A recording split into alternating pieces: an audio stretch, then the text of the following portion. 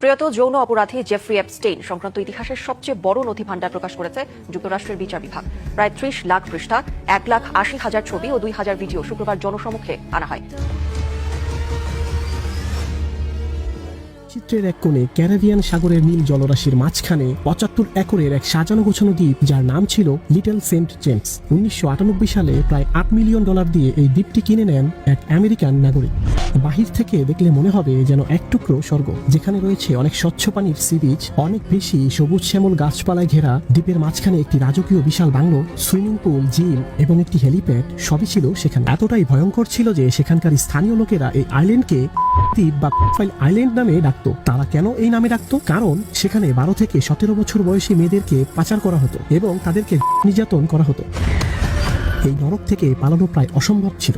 ভাবুন তো, এমন এক দ্বীপের কথা যেখানে একই ছাদের নিচে পার্টি করছেন ব্রিটিশ রাজপুত্র অ্যান্ড্রু, বিল ক্লিন্টন কিংবা ডোনাল্ড ট্রাম্পের মতো বিশ্বনেতারা। তালিকায় কেবল তারাই ছিলেন না, সেখানে দেখা যেত বিখ্যাত বিজ্ঞানী স্টিফেন হকিং, পপ সম্রাট মাইকেল জ্যাকসন, কমেডিয়ান ক্রিস টাকার, আরবপতি, বিলিয়নিয়ার্স এবং বিখ্যাত সব হলিউড তারকাদেরও।